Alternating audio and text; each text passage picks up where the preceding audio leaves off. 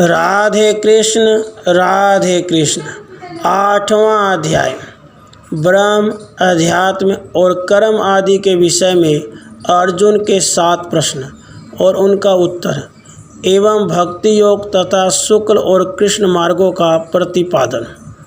गीता के 7वें अध्याय में पहले से तीसरे श्लोक तक भगवान ने अपने समग्र रूप का तत्व सुनने के लिए अर्जुन को सावधान करते हुए उसके कहने की प्रतिज्ञा और जानने वालों की प्रशंसा की। फिर 27वें श्लोक तक अनेक प्रकार से उस तत्व को समझाकर न जानने के कारण की भी भली भांति समझाया और अंत में ब्रह्म, अध्यात्म, कर्म, अधिभूत, अधिदेव और अधियज्ञ के सहित भगवान के समग्र रूप को जानने वाले भक्त की महिमा का वर्णन करते हुए उस अध्याय का उपसंहार किया। किंतु 29वें और 30वें श्लोकों में वर्णित ब्रह्म, अध्यात्म, कर्म, अधिभूत, अधिदेव, अधियज्ञ इन 6 का तथा प्रयाण काल में भगवान को जानने की बात का रहस्य भली भांति न समझने के कारण इस 8वें अध्याय के आरंभ में पहले 2 श्लोकों में अर्जुन उपयुक्त 7 विषयों को समझने के लिए भगवान से 7 प्रश्न करते हैं। अर्जुन जी कहते हैं, हे पुरुषोत्तम, वह ब्रह्म क्या है, अध्यात्म क्या है, कर्म क्या है, अधिभूत नाम से क्या कहा गया है और अधिदेव किसको कहते हैं।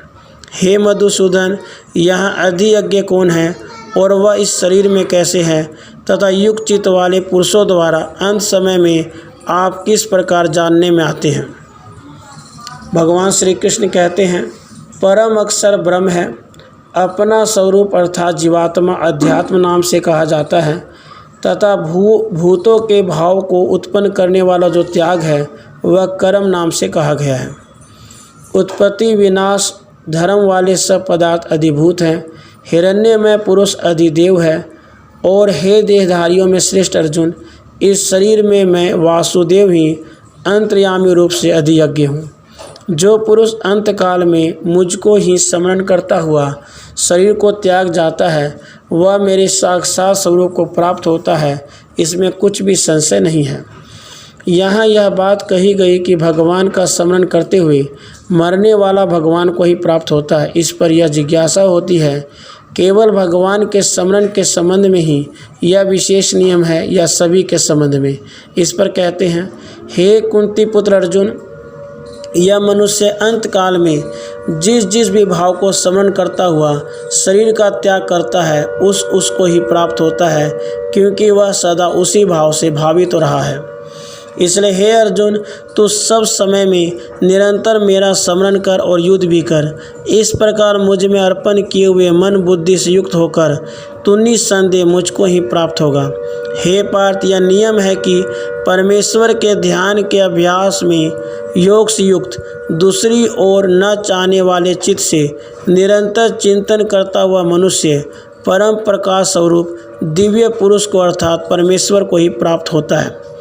जो पुरुष सर्वज्ञ, अनादि, सबके नियंता, सूक्ष्म सभी अति सूक्ष्म, सबके धारण पोषण करने वाले, अचिंत्य स्वरूप, सूर्य के समान नित्य चेतन प्रकाश रूप और अविद्या से अति परे शुद्ध सच्चिदाघन परमेश्वर का स्मरण करता है, वह भक्तियुक्त पुरुष अंतकाल में भी योग बल से भ्रुकुटी के मध्य में प्राण को अच्छी प्रकार स्थापित करके फिर निश्चल मन से स्मरण करता हुआ उससे दिव्य स्वरूप परम पुरुष परमात्मा को ही प्राप्त होता है।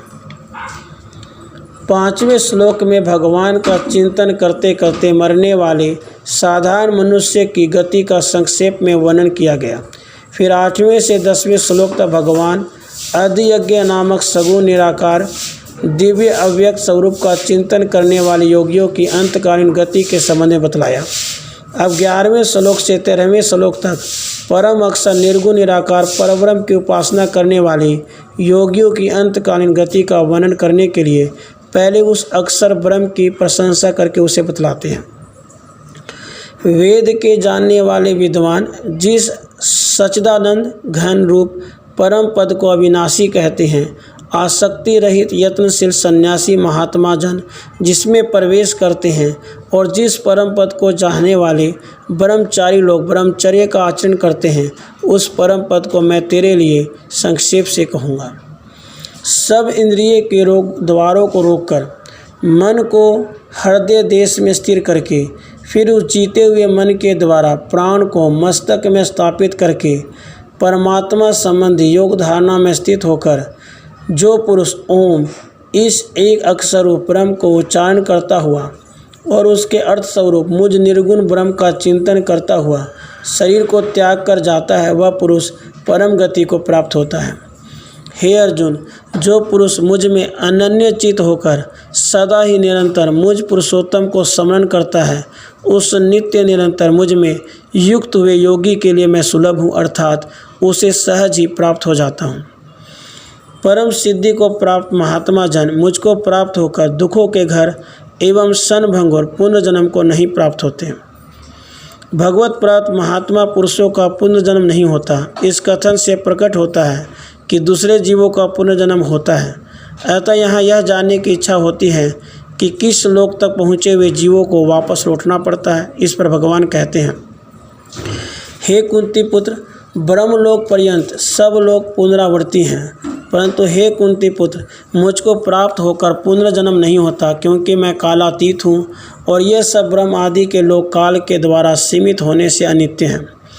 ब्रह्मा का जो एक दिन है उसको 1000 चतुर्युगी तक की अवधि वाला और रात्रि को भी 1000 चतुर्युगी तक की अवधि वाला जो पुरुष तत्व से जानते हैं, वे योगी जन काल के तत्व को जानने वाले हैं। संपूर्ण चराचर भूतगण ब्रह्मा के दिन के प्रवेश काल में अव्यक्त से अर्थात ब्रह्मा के सूक्ष्म शरीर से उत्पन्न होते हैं और ब्रह्मा के रात्रि के प्रवेश काल में उस अव्यक्त नामक ब्रह्मा के सूक्ष्म शरीर में ही लीन हो जाते हैं।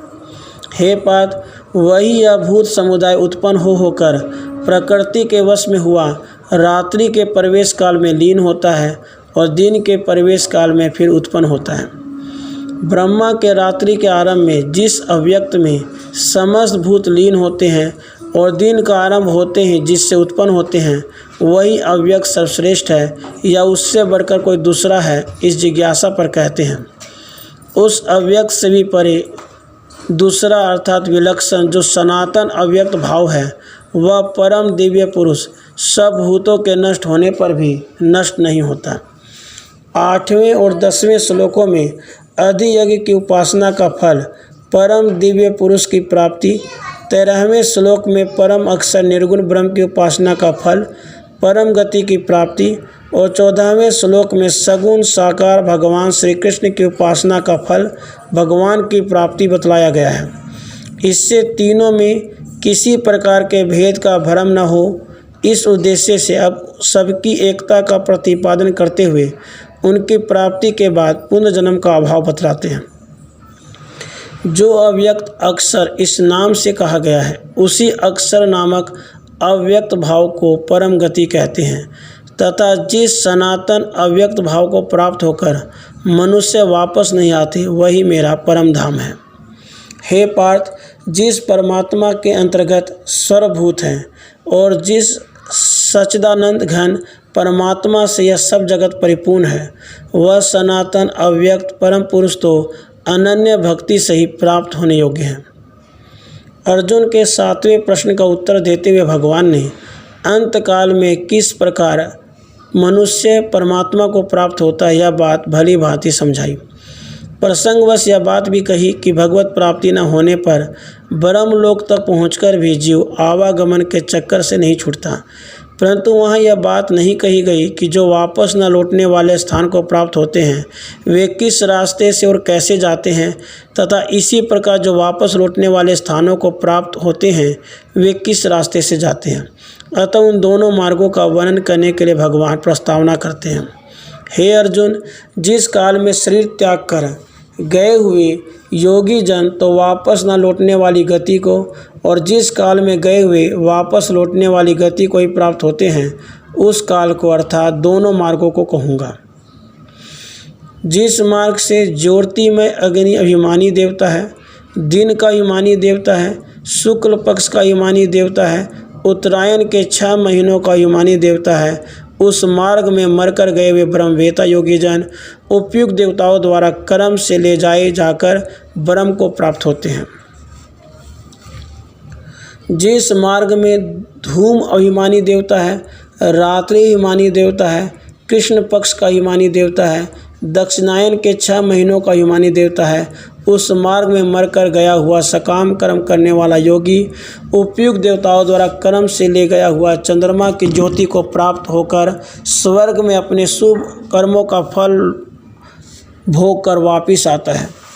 क्योंकि जगत के ये 2 प्रकार के शुक्ल और कृष्ण अर्थात देवयान और पितृयान मार्ग सनातन बताए गए हैं। इनमें एक के द्वारा गया हुआ जिससे वापस नहीं लौटना पड़ता उस परम गति को प्राप्त होता है, और दूसरे के द्वारा गया हुआ फिर वापस आता है अर्थात जन्म मृत्यु को प्राप्त होता है। हे पार्थ, इस प्रकार इन दोनों मार्गों को तत्व से जानकर कोई भी योगी मोहित नहीं होता।